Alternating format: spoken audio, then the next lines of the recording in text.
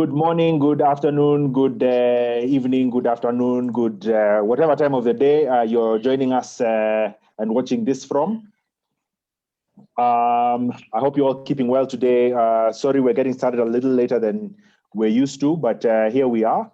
I'd like to thank you for all joining us. Welcome to this third and very crucial session. We've been on this journey for the last 3 weeks with these wonderful gentlemen talking about issues around raising boys. And today we're going even deeper into the subject matter. So I'll just give them a second or two to introduce themselves again to those people who may not have heard from them or are joining us for the first time. So tutaenda in alphabetical orders. Si tunajua order. Jemo ndo nakonga wa kwanza. Yeah. So my name's Jemo Salamba. Father, husband, son, friend, brother, all those things in one. Uncle. Privileged to be here with these great men, and thank you for joining us again. Godspeed to all. Okay. Next, nadhani Kirago. Kirago Sangale Ngunya. Father to 2 wonderful kids, husband, and happy to be here again with these wonderful guys. Looking forward to the session. Thank you. Okay. Who's next? Marlon, you're next.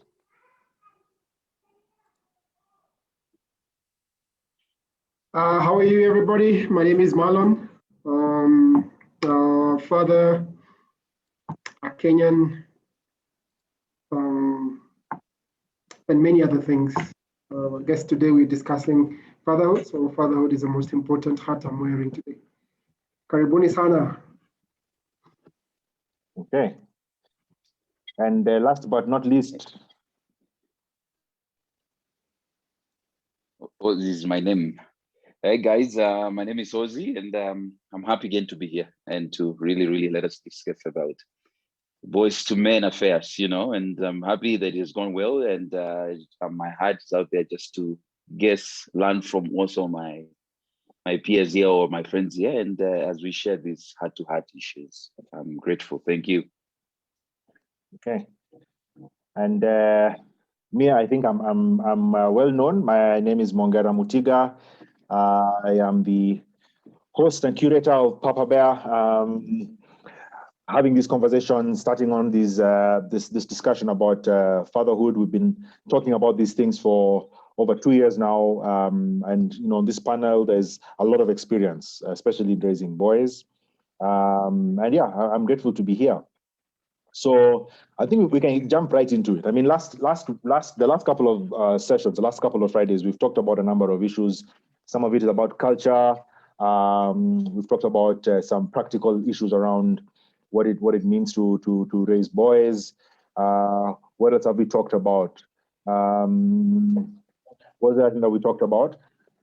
I think we went into the issue of relationships and how boys are supposed to, ideally grow up in groups and influence each other and, help each other to grow and to mature. We've talked a little bit about that. But I think today I want us to get a bit practical because we've talked about these things on a very theoretical level. So maybe we can get a bit practical and just ask, what are some of the things that we as men, us here, what is it that we do with our boys? What are some of the things that we do with our sons or the people who we play father figures to? Because I know every one of us is a father figure to somebody somewhere. So what are some of the practical things that we do? Maybe I can start. Let me start off. One of the things that I do with my son is I try and involve him in the things that I'm doing. I try and proactively teach him some of the things that I know, the things that I. So when I'm going to the garage, for example, I want him to come with me. When I'm fixing things around the house, I want him to come and help me. hold the screwdriver, hold the pliers. So there's an element of the practicality of what we do. Every now and then we would go on, I don't know if I can call them dates. I don't know if you'd like the word dates. He's over here, is watching me. But, just sort of one-on-one sessions with him. and we would go somewhere and do stuff, just the two of us. Either we go and take a walk or take a cup of ice cream somewhere, just sort of one-on-one time. And I know that has worked really well for me.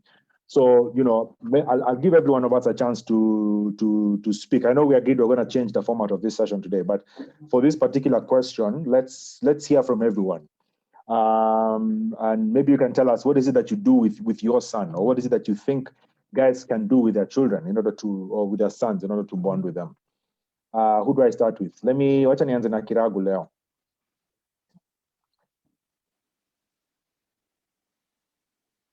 You're muted. Asante sana bwana moderator. I think there are different things a father or a father figure can do with their sons at different stages of their development or their growth. I just like to highlight what I do with my son. He's 3.5 years, and for me, a lot of it has to do with spending time. You know, spending a lot of quality time uninterrupted. Yeah, just focused on him. So it's me and him. Be it in play, music, dance, you know, just spending time. Maybe we go out to the shops or something. We go out and get a cup of ice cream. You mentioned that, Mongera. During the time we spend together, there's you know, there's things I impart on him, as well as he begins his journey to being a man. So there's values even at that young age that I begin to pass on to him. Yeah. Of course, there's the aspect of discipline, taking responsibility for actions that begins to be instilled even at this age. What else? Yeah, and there's the aspect as well of building character. So you know, he has his personality. Yeah, it's already formed, but yeah, there's a character that is still being developed. Yeah, so I think I have a part to play in that, even in these early years. Another one as well is positive affirmation. In as much as I discipline him, I also let him know when he's done something well. I think that one is important as well. Yeah, so I think in a nutshell, those are that type of things I do with my 3.5-year-old handful.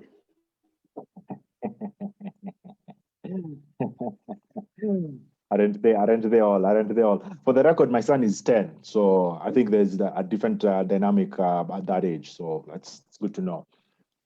Okay, cool. Ozzy, maybe you can go with you, Ozzy. Yes. Yes, my son is turning 8 this month, in a couple of days to come. So the guy is turning 8 and he's growing, and so it is really a good thing. And let me just say that the impact of last year was really hard in terms of interacting with my son and going out there. You guys know COVID has really just hindered that. And I remember before then it was much more interesting, where we look into what are the activities that we can have fun out there. And one of the things also was really key. We started introducing him in activities that he would like, and see how I can play part of it. One of it is he likes swimming, and so it's one of the things that I make sure that I'm there. And also the issue of just playing football at a field here around where we stay. So we spend time in kickball a little bit. There's a time that we already started a little bit of basketball for him to learn. Just because I was playing in high school, I was like, it's good for this guy to try and get his hands on basketball. Maybe it will help him grow taller than me in some way. But anyway, just saying those kind of activities. The key thing is piano also. He likes playing piano, and so I spend time and I listen to him, because personally I've got also interest in music and piano, and so I'll listen to him and affirm him in terms of what he's doing, and also show him the skills that he can play by ear. So such activity has been really prime for me, but just like it's not been to the level that I would have desired because of the COVID restrictions. but physically just having moments even to talk. We'll go out to a restaurant and just having me and him moment, and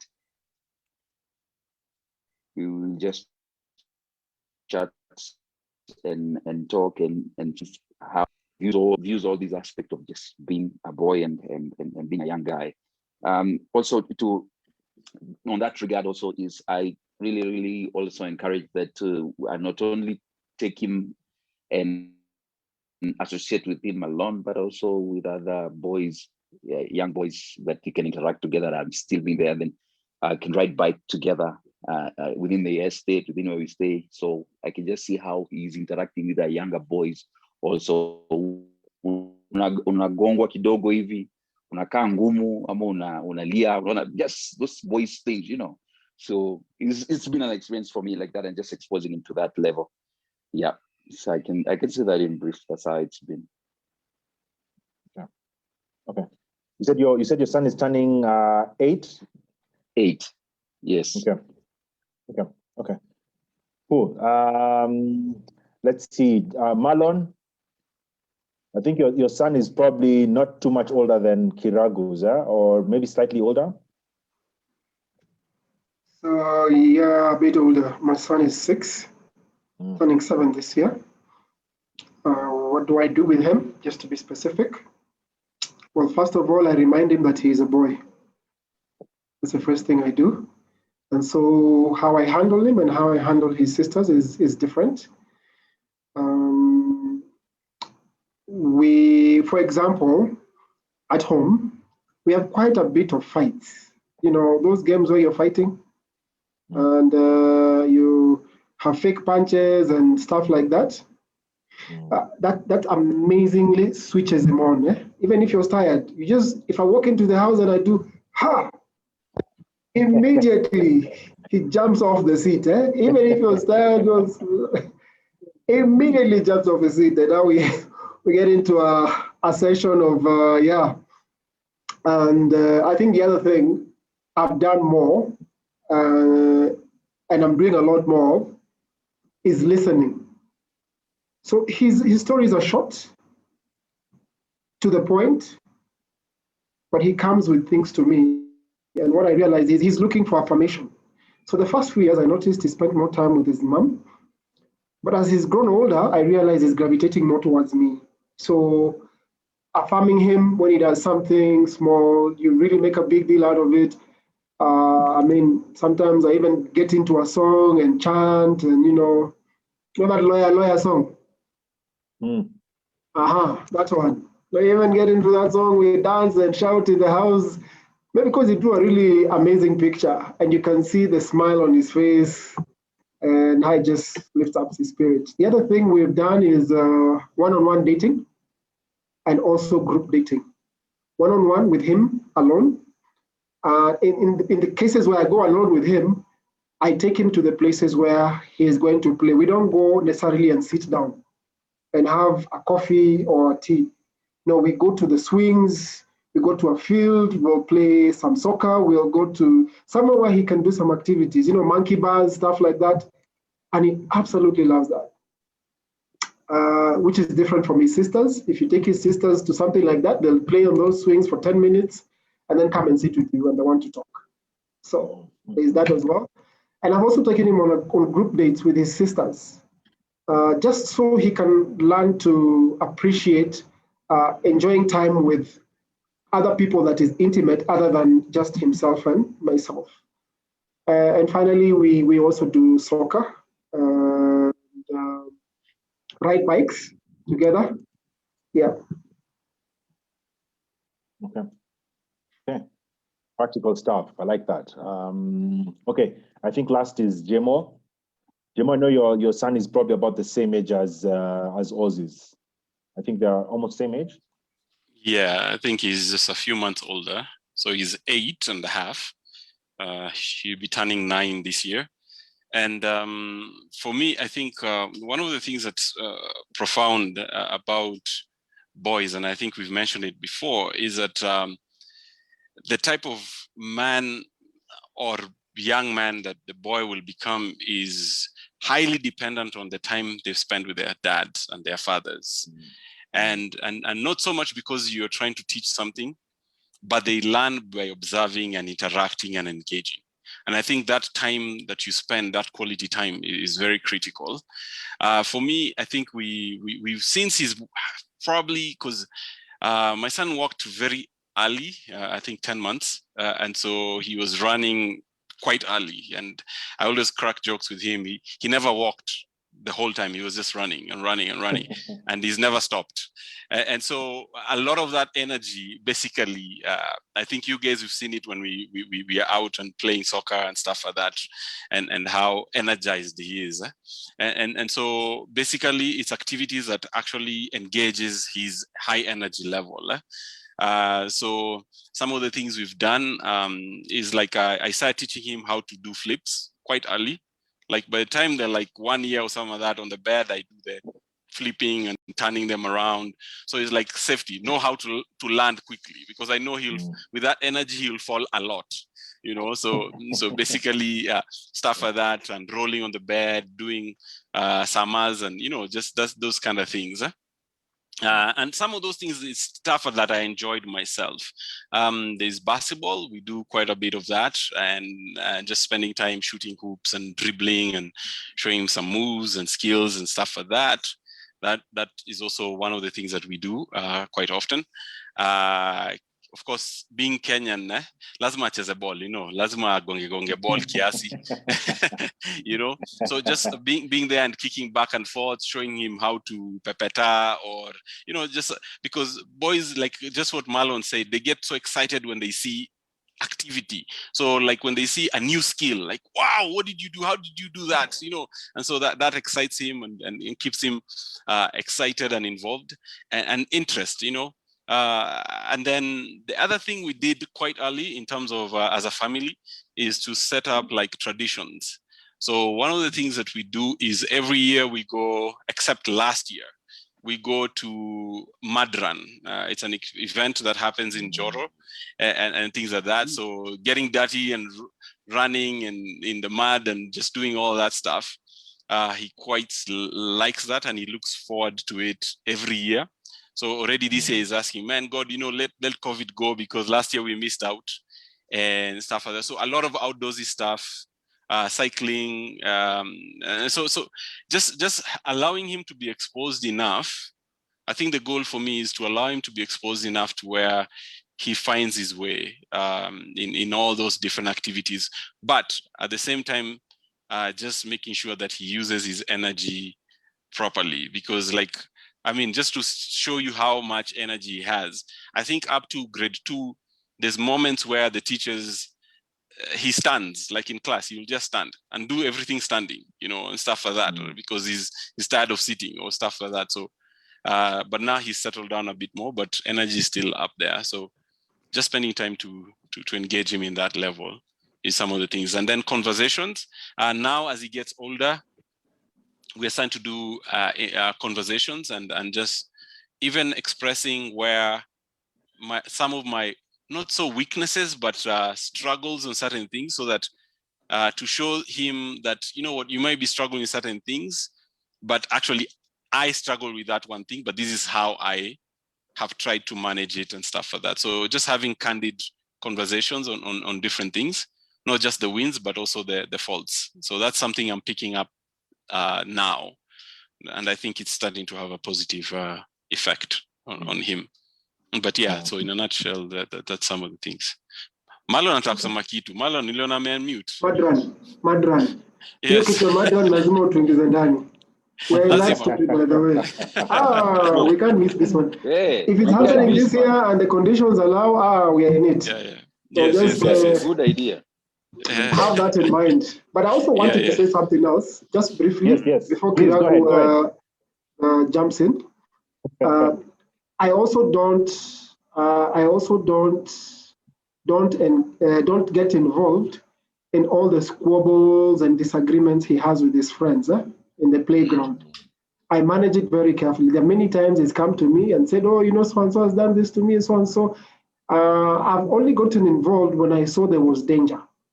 There was risk for great injury or it's creating a trend or a habit that is becoming a little bit too aggressive, and in the end will be detrimental. So otherwise, I just let him find his way. If it's push and shove a little bit with the other boys, fight for the ball a little bit, yeah, I let him do that as well. So there's what I do, and there's also what I don't do. You know, you've brought up a very interesting question, Marlon, and I want to, it wasn't on the script, so I'm throwing all of you under the bus here, myself included. But there's a very sensitive subject that has been coming up a lot of late, and that's the issue of bullying.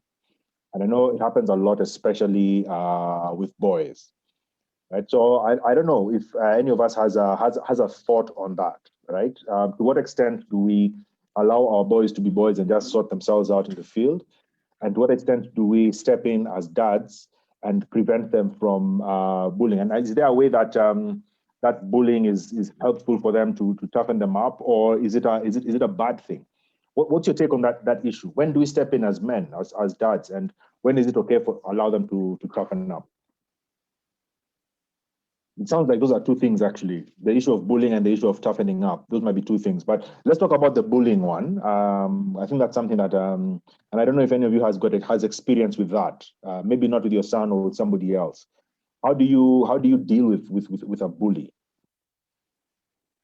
Anyone want to jump in before Ozzy, you look like you're itching to say something. I know.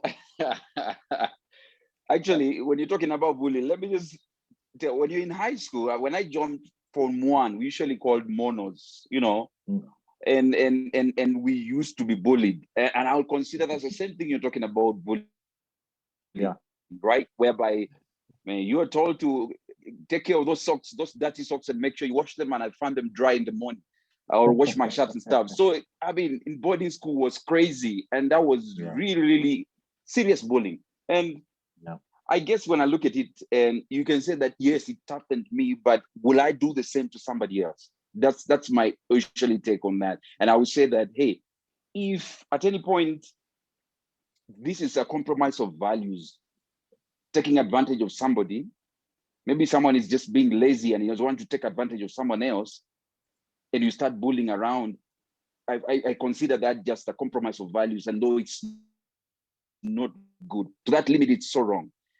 And bullying is wrong. And so the thin line between it is like when guys are playing and boys are playing. So how do you know that this is bullying? And if it's a game that is a fair game that they're playing, I mean, there is nothing wrong in terms of just challenging your friend in a way that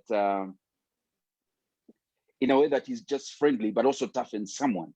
But if, for me, I feel like bullying, if it compromises with the values, you know, then it's not a good thing, because what you do is you build up on, you harden someone, or your son hardens, and then they end up doing the same thing to somebody else, and which is wrong because they're compromising the values. I think that's the way I view it.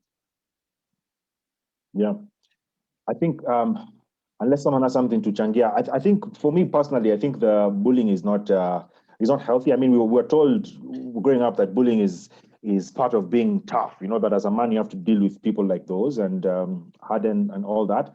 I think the thing about bullying is that there's a power play, and it's dangerous when one boy, especially someone who's older, is expressing power over another one, and the other one has got no recourse or no redress. I think, you know, the kind of challenging that happens in the field between two boys who are maybe the same age, there's a level of equality that fine, he fouled me or he did something to me, but even me, I have the opportunity to do back to him. So there's a sense of we are equals and we're challenging each other. And I think that's healthy because that helps you to grow as a boy. But where an older boy is basically expressing power over younger, and it's not just the boys, even teachers, even older people bully kids. And that's wrong. I think that power play and that's an abuse of power. And that is not healthy because that doesn't toughen up the child, that destroys them. You know, if you're put in a place where you are powerless and you cannot do anything about what's happening to you, then that's not building you up. That's actually destroying you, destroying your spirit, destroying your energy. And there's nothing healthy about that at all. So I think where I stand on this bullying issue is there needs to be a sense of power, and bullying is not about, there needs to be a sense of balance of power. And where there's bullying, that balance is not there. I think when it comes to challenges happening in the field, there's some situations where I would want to step in if I feel like this other child is overstepping the boundaries, or there's a lesson that needs to be taught in that place or in that particular situation. I wouldn't hold back if I realize that this boy and my son, there's a lesson I can teach them about that interaction or that altercation they've just had. Then I'd step in and make that lesson. Because I don't think it's wise to just let boys just grow on their own and let them be taught by the world. There's a sense in which we as older men have information or knowledge that we can pass on in a very proactive way. So that thing of let boys just be boys and let them do whatever they want and they go killing each other on the field, I don't think that's healthy. But bullying, for me, that's a no. That's unhealthy. That's very wrong, in my view. Anybody want to say something? Wacha Jema ongea kwanza, then I'll come to you, Marlon. Okay. Yeah, I think bullying is also from the aggressor is a cry for attention one way or another. There's something off with the guys who usually bully. Sometimes they're doing power plays because of insecurity, lack of confidence, or not doing well. Like grade-wise, and there's all these crave that they have. So that's one underlying thing you'll realize. So like most bullies would be guys who don't do very well in class most of the time. So they use that as that. And even the people they target, usually, again, the person who receives, usually there's something unique about those people who are receiving that targeting. And so for you to really do that power play at that point is to show your strength and might in that one position and stuff like that. And I think but having said that, I think there's also a misconception about bullying and play. That sometimes there's rough play, but sometimes it's not necessarily bullying. And I think those are the moments when now you have to do a judgment call as an older gentleman or whatever there, not to get too involved quickly before you analyze what's happening. Because again, on the other side, the confidence of these boys and stuff like that grows as they are able to handle different situations. So yeah, but those are my comments. Yeah. Okay. Yes, Marlon, what are you going to say, Marlon? So there's two types of bullying I look at. There's the aggressive one, which may be physical and verbal. And there's also the non-aggressive one, where we exclude you. You're not part of our team, you're not part of the gang, we don't play with you, we leave you out, we isolate you. The idea is still the same. It's about power and control. I think a couple of months ago, I had a chance to speak to a guy called, and on several occasions, Pete Oko. He's a pastor at KVC, Karen Vineyard Church. And he was in prison for 19 years. And then got out. And so he runs a program, one that ministers to people in prison, and two then focuses on the younger people to get them out of habits and things that lead into crime. What surprised me was the statistics. 85% of those incarcerated in Kenya are male. And that didn't really bother me as much as this statistic. I think he said it was about 60 or 65% of those in prison, I think are in like 25 years of age and below? Or rather, those who are coming into prison, 60% of them now are, I think, below the age of 25. Wow. Yes, that was very, very worrying. So trying to understand why do we have this trend? You know what he said? The first thing was, he said home. When you see a child who's a bully, he has picked that from their home. There's somebody who projects that in the home. And so the child naturally believes that's how you solve conflict, by overpowering, by overbearing, by dominating, by being selfish, and that kind of a thing. So I think what I also want to say is the next thing that really got me concerned is he said almost all criminals were originally bullies or victims of bullying. Almost all criminals. It starts there. You're picked on, you're picked on, you're picked on. You always pick people, so you've developed a habit of taking, but by force. And so you get older and you see something that somebody has that you want and you don't have, and you don't have no way of thinking within your mind, you can legally acquire that thing. So you resort to what you've always done since you were a kid. You forcefully take it away from them. Again, points back to the home, either as a victim or as a perpetrator. And I think it's important, yes, to draw the line, to know where this is rough play and this is now bullying. For me, what I see is when there's a persistence, this name keeps coming up. He did this to me today, he did to me this yesterday, the day before he did this, or she did this. It's a persistent name that keeps coming up. I want to dig in a little further and go there. Sometimes I even go to the field and watch. And immediately you will notice that same child will either do something or say something that will quickly tell you, so what your son has been telling you about is actually true. So again, just step into that situation and maybe watch from a distance before you get involved. You'll see a few things. In certain cases, I've actually gone up to the parents to say, you know what, your son, we have an issue and I think you need to address it. And most parents who are good intentioned pick it up and want to do something about it. Yeah. Okay. Kirago, did you want to say something, or you okay? Yeah, I think the guys have basically covered it, but just to agree with the theme, I don't think there's any room for bullying. I think in the past it has been looked at as a way of hardening young men, but I think it does more damage than it does good, and there's definitely no room for it. I'll just give you an experience I've had with bullying in my younger years, which was a long time ago in primary school. So there was this kid, he was big. I think the guy he had rewound like 5 times or something. He was huge. So just by my luck, I was made to sit next to him, and it was tough. Every day, he'd either take my break or he'll be punching me under the desk, something. And I think one day after a week, I was just tired.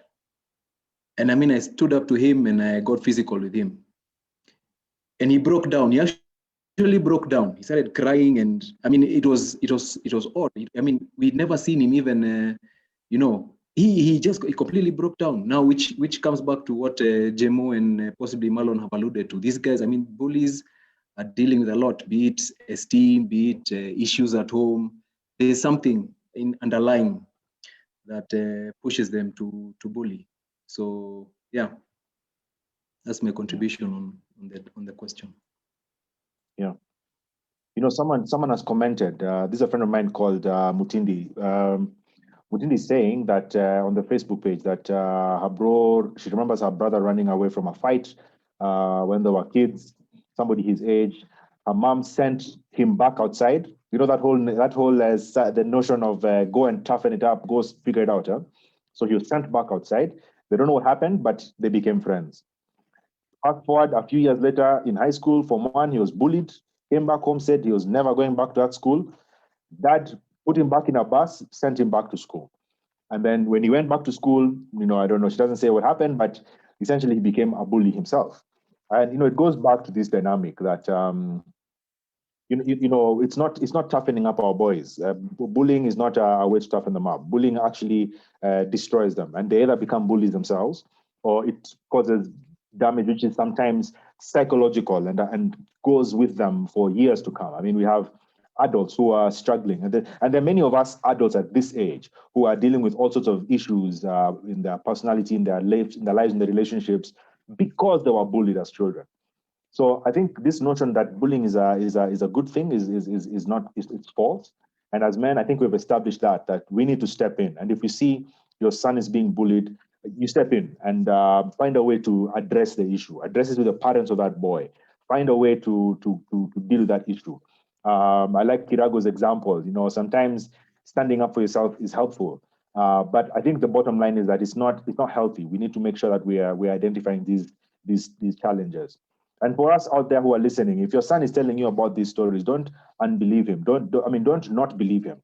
Don't take these things lightly. If you keep hearing these names coming up, or if you keep wondering why your son doesn't like going to school, or doesn't like playing a certain sport, or doesn't like being in certain situations, ask yourself what's happening. There could be something happening that you're not aware of, and step in. Don't just throw him to the wolves and say, you're a man, figure it out. Help him. He's a boy. He needs your help. He needs your guidance. And that's really what your role is as a dad, as his guide. Okay. As usual, we're running out of time, but I just want to address this one issue, because this is something we said we were going to talk about, and it's the issue of the boys and the girls. Okay, boys versus girls. All of us have both boys and girls in our homes. Some more than others. We're not pointing fingers, Marlon. But and I'm going to address this to you, Marlon. Yeah, strong. So what's your take? I mean, all of us have, first of all, you have the longest experience in raising kids. I mean, your children are older than all of ours. And you have girls and a boy. So what would you say are some of the differences between what we do with boys and what we do with girls, just for the sake of the people watching? Right, I'll be as brief as I can. My boy is the last born, so he has older sisters. And it's an amazing thing how the older sisters work so hard to protect him and look out for him. And you're trying to distribute chores at home, you're expecting him to get involved in the cooking and washing. His sisters quickly jump to his aid. Immediately says, I can't do this. Oh, they've quickly stepped in, we're helping you. They're picking up stuff after him. Even their own stuff they won't pick, but they will pick his. Yeah. So what I've had to do, for example, in my situation, is become very firm with the girls. I can't tell you how many times in a day I have to tell my girls, stop, let him be. Let him figure it out for himself. Let him do it. Let him try. At some point, they would even let him put toothpaste on his toothbrush. I'm telling you, as late as last year, they used to brush his teeth for him. It's amazing. I'd walk into the bathroom like, you're making me wish I had a big sister. I mean, Mashida's the last born, eh? Mashida's the last born. I'm not mentioning names here. I mean, at some point, you tell him, okay, now you clear the table, etc. Sisters have come, I've helped him, they've tied it up. I'm like, this has been done so quickly, and it looks so neat. Who did this? I was expecting it to be a little less messy, a lot more messy. And you realize one of his sisters did it for him. So I think one of the things I've had to do is keep stepping in to remind them that they want a strong boy. And the example of what I did with my daughters is I said to them, do you think as your father I do a good job? Now that's a very risky question if you're not doing a good job. And he said, yeah, you do a fantastic job with us. But if you could buy us a few more things, you'd even be the best. So, but then, and I said to them, if you think there are things about me that you like as a man and you admire in me, why don't you let me pass these things to your brother? Because if I don't do them, or he doesn't get to understand them, he'll become a very weak man. And you guys will have to keep cleaning up after him, even on his own. So I mentioned a few people in the estate whom they look at and they wonder, how did that grown up end up in that state? They've seen them. I said, it's because people did everything for them. They never got, he wouldn't even tie his shoelaces. Anyway, so I think that's one thing I've done. The other thing is I let him take the risks that boys take. And I've told his girls to be, let him be. With the daughters, we do a lot more talking. Goodness me, this thing about women and talking is genetic. My daughter, who's 8, can talk for 1 hour straight without me saying a single word.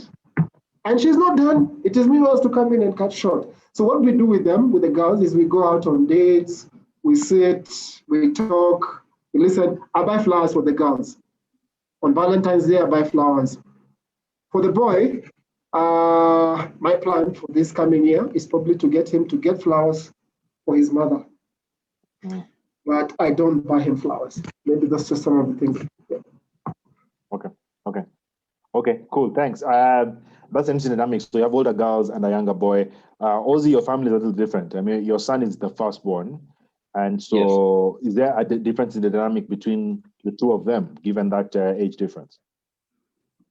Good. To some extent, it's so funny that actually when it comes to the set of the house, the boy always have that laid back, kind of thing towards getting involved in duties and all that. So as much as you're saying this, I feel like that the little girl also that follows the boy, she's more like, responsible to say to so. Because my son, he's very aggressive, quick, and thinks through things very quickly, but he does not necessarily do them to perfection, but he's very brilliant, So as a boy thing, I can see the boy thing of roughness, of just like, you want me to wipe the table, you will quickly do that, and rush to the agenda of what's next for me, what's next for me.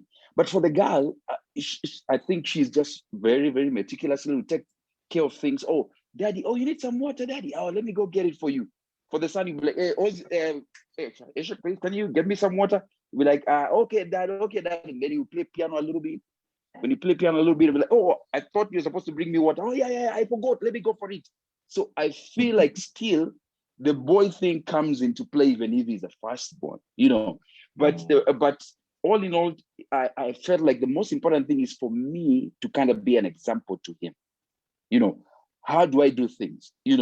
And that means that in a relationship, I need to show him that how I need to take that responsibility of doing things on behalf of the family or on behalf of my wife, and just show that idea of just being responsible and just taking care of things in the right way, or just with a self-driven mentality.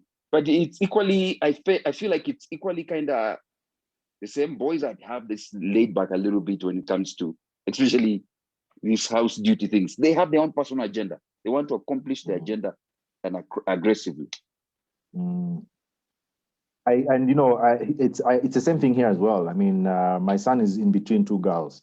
So there's that dynamic where, firstborn has the, typical firstborn wants to get things done.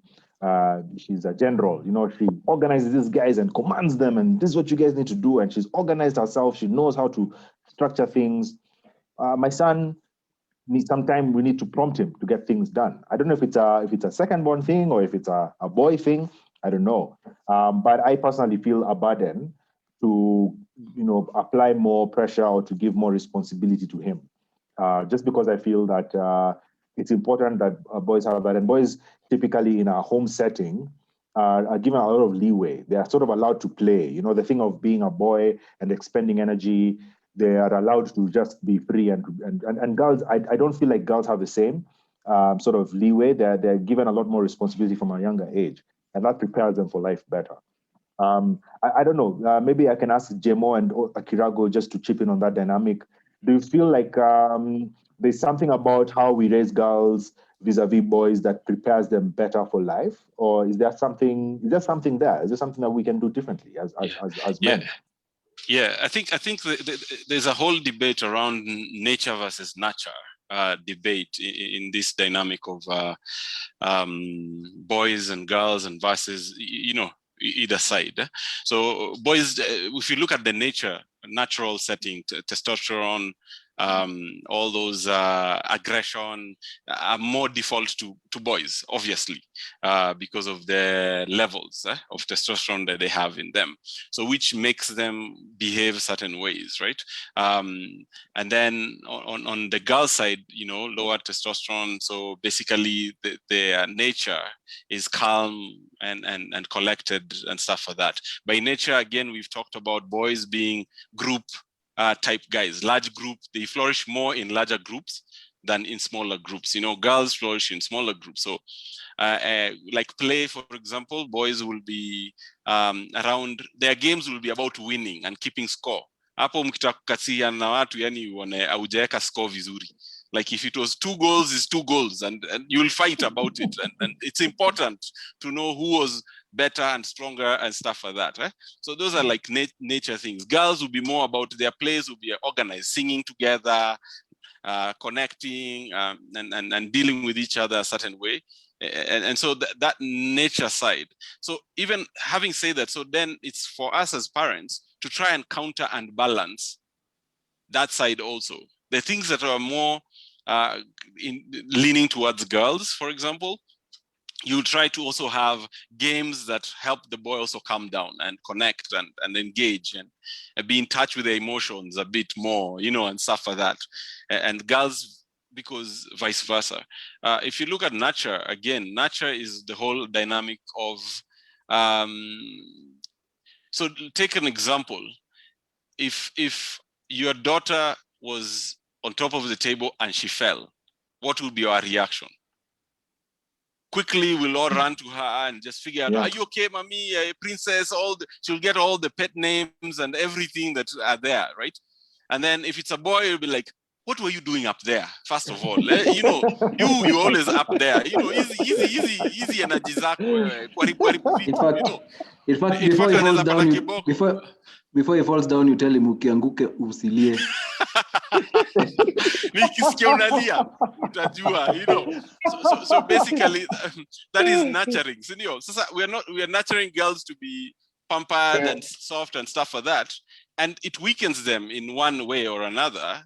So I don't think it's about if it's a pro or con, if by default, but it's how we balance those things. So it's knowing intentionally, being that even when the girl falls, yes, you run, whatever, but you still have, you know, unamtafen kidogo ile kumwambia, hey, you know, next time don't whatever, don't just leave it in the soft niceties.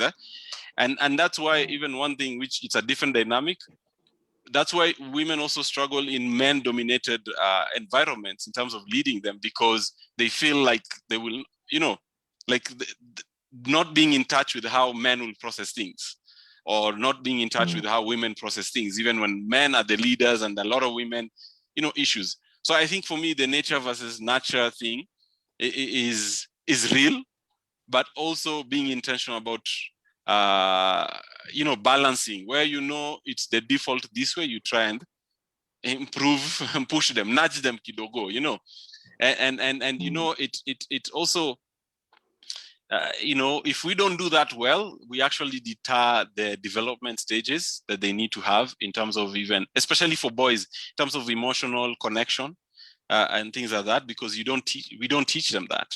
And then all of a sudden you're expected to be able to analyze and read some of those situations better. So for me, it's just being intentional about the nature versus nurture debate, and just being able to watch the different things. So yeah, kiboko itatembea saa zingine, lakini within reason, not just the way to deal with the boy, you know, at least have a conversation, you know, here and there. And the girl, Pia, you also show her the other side. Kiragu hapo sasa. Yeah, I mean, this is a problem of going last. Everyone has put out such valid points. These things of being a last born. You know these things.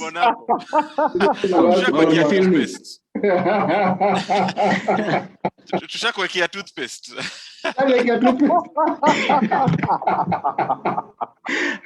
Anyway, yeah, I'll just speak from my own experience raising a daughter and a son. My daughter is a firstborn. Now, what's happening? What I've been seeing is that yes, my daughter is definitely she fits the mold. Exactly what you guys have said about your daughter. She's responsible. When you ask her to do something, it gets done, and done quickly. Already, even at 3.5, I can see there's like Ozzy was saying, hey, there's a bit of I don't know what is lackadaisical, kind of, you know, just laid back, kind of chilled out behavior. I can already see it, and but what is happening is that he's trying as much as possible, where possible, to emulate his sister. So if I send his sister for something, he'll quickly run and overtake her, go and get the thing and bring it back. So I'm trying, Jemo, I think what you're trying to allude to is striking a balance. I think there's a kind of balance that is coming out, and I'm encouraging it. When he brings it, I talked about a positive affirmation. When he does something like that, when I send his sister and he brings it, I'm like, hey, fantastic job, good job. In terms of discipline, it's meted out equally. Yeah. So I try and again strike a balance in that. I'm not overhanded when I'm disciplining the boy or the girl. It's yeah. Again, also on aspects to do with responsibilities and so on. I'm starting to show him that they're not tasks just cut out for girls, and they're not tasks just cut out for boys. Yeah. So I think now again in my own experience, I think that if we continue in that way, I think we'll potentially, God willing, have a more all-rounded individuals once they grow up or continue to grow up. I think, Yeah, I think someone, Mutindi again, is asking a question about the distribution of chores and whether there's a difference between what boys do and what girls do. I know we're like straight flat out of time. So I know we can't get too much into it, but I think there's this reality, and I think Kiragu, hata kama umeongea last, umedunga point nono sana, that idea of preparing them for life, the reality of life, that at some point you're going to live on your own. At some point you're going to have to wash your own clothes. So, you can't say that washing clothes is for girls and something else for boys. Cooking is for girls. Someone, Mutin is asking about things like washing the car and sort of those more outside kind of chores. And the truth is, at some point, even if you think about it, your helper is a lady and she washes your car, right? So there's an extent to which, the idea is to teach responsibility. But in my view, there's some chores which you could give particular people for the sake of responsibility. But you have to realize that they are going to need to do those chores themselves at some point when they're older. So just giving them the experience and the willingness, and not to look at it as something bad. It helps to sort of break some of those gender stereotypes that we come across in our older age. Just to be able to say that, you know what, as a guy, I'm happy to go to the kitchen and cook. As a girl, I'm happy to fix things in the house because it's my house and I need to fix things, right? I'm not going to sit there and wait for you. You don't want your daughter, when she's in her early 20s, to have to wait for some dude to come and fix things for her. You need her to be able to start to do stuff on her own, right? So I think these chores that we teach them and the things that we put through to them help them to prepare for life. Yeah, and I think all of us, to some extent, are doing that. So that's how I would deal with that. Guys, we're out of time. It's already past 8 o'clock. I don't like to take too much of people's time. So I want us to just give us a parting shot. And I'm going to start with Kirago, just in the interest of fairness and equality, and being just to the last ones in our group. Positive affirmation hapo naona. Positive affirmation. Wrong. Parting shot. Yeah, I'll be quite brief. I think for me, the past 3 weeks has been very enjoyable and also a learning experience from you guys. I know we talk a lot, but I think there's been a lot I can take out of the conversations we've had here. Also, the input that we've received from various online platforms, the questions raised has forced me to think, has forced me to, see how I can incorporate certain aspects into how I bring up my kids, not only my son. I think I would also like to just encourage fathers out there, father figures, yeah. Whether they're single moms raising sons alone, you don't have to do it on your own. There's resources out there. There's people like us. We're not experts, but I think experience counts for a lot. Yeah, so thank you for your time, and looking forward to tackling another topic with these fine not young, but fine gentlemen. Let me just say fine gentlemen. That's fair enough. Thank you. Kirago, speak for yourself. Kirago. Speak for yourself. For me. What's up, please? Bana, umse bana, tutamzima. Alafu ameweka mute. Nimekataa hiyo. There's no young, hakuna young. Moderator, hebu mute huyo jamaa asiongee tena. Umse, basi hata asiongee tena umse. Mpaka lazima kompi yake. Sawa. Okay, Jemo, let's hear from you. Last parting shot. Yeah, I think first of all, I just want to say thank you, Mongera, with what you're doing with Papa Bear and really showing fatherhood and highlighting different issues of us being better fathers and calling us out. So I really, I'm grateful for that. And thank you for the opportunity also to just share some of the thoughts. Like Kiragu said, we are not experts. We are just regular guy, the guy next door, young guys next door. Actually, let me say that. If Kiragu angesema, yes, one more. Njugu na chai, bana. Njugu na chai. Yeah, exactly. So, so thank you so much for that. And I think it's just important to say, our boys and our men, our society will not be better without seeing. Being a man is taught, and it's taught by seeing. And I think for us is just to be able to teach our sons, teach our brothers, teach our community, get involved across our nuclear family, even in the communities we're in, just being able that we have interest. In an African setting is that there was age groups, there was men, barazas and things like that allowed men to flourish in their journey, or from boys to men, just as the topic says. And so I believe that we need to do that. And again, the future generation will not be able to teach what they don't know or what they don't have. I am tickled by an African proverb which says, I don't know which country, but it says, be aware of a naked man who offers you clothes. So technically, kama uko uchi hakuna vile unaweza onesha mtu vitu zingine zile hauna, and stuff like that. So barikiweni wote. That one is from Wakanda.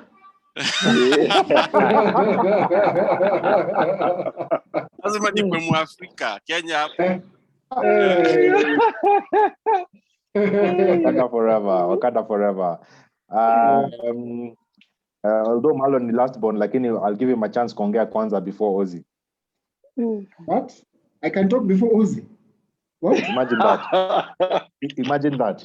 Oh, yeah. Let me sit up.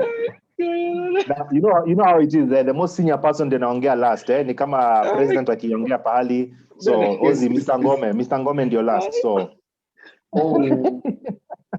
Kumbe si ati honor. It is the other way. Anyway, so.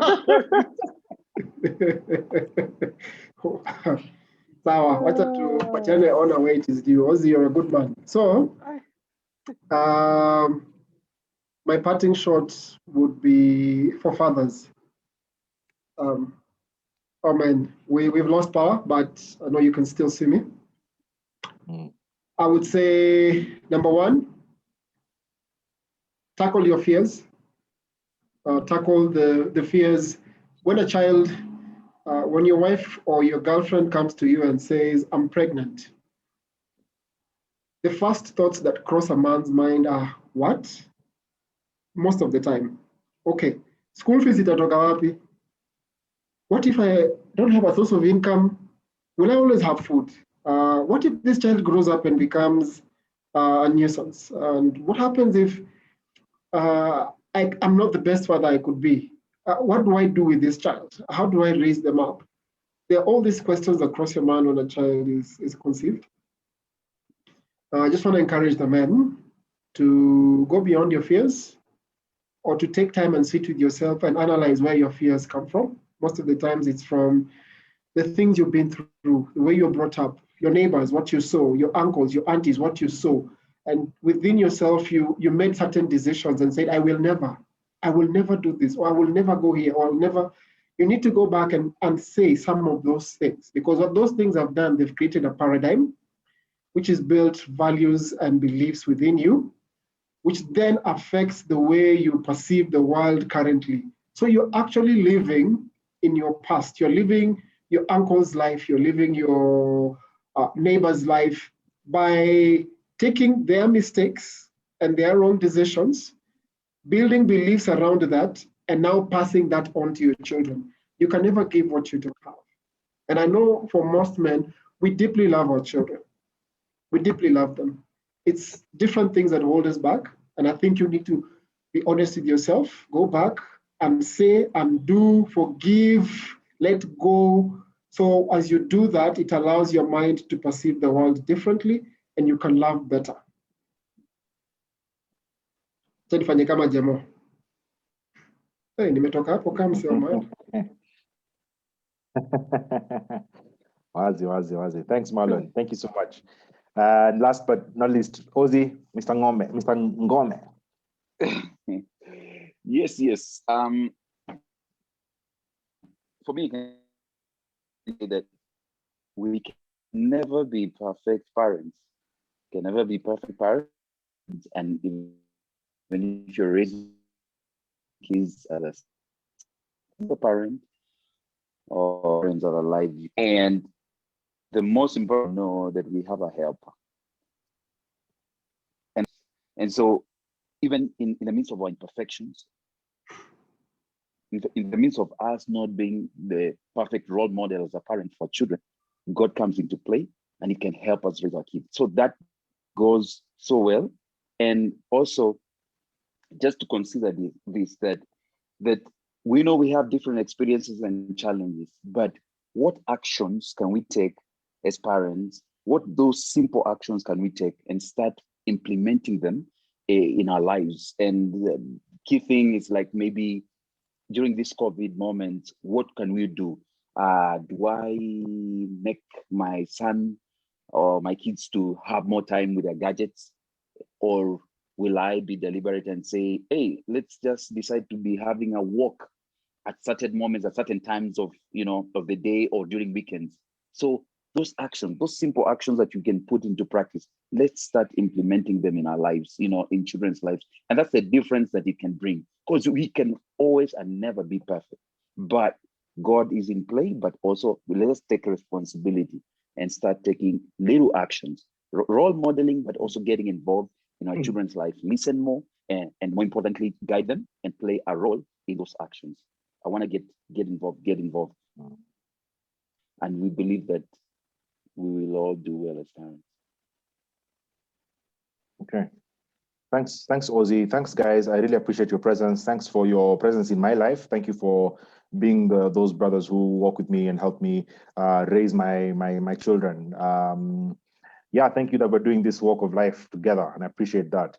And thank you for being part of this discussion and agreeing to come on this show. I know it's not easy. You're being watched by so many people. You're now on the spotlight. People are gonna stop you in the streets and say, I saw you somewhere talking about fatherhood. Unafanya nini sahi?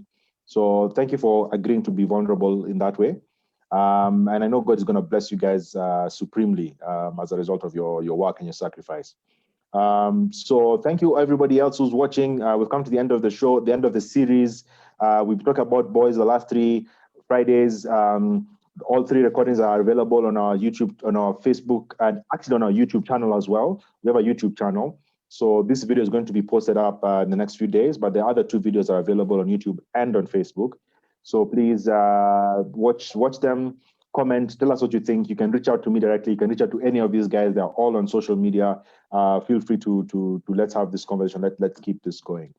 Next week, we're on to something else, talking a bit more about other things that affect fatherhood. And we'll be telling you more about that in the course of the week. But for now, thank you all. Have a wonderful evening and a wonderful weekend.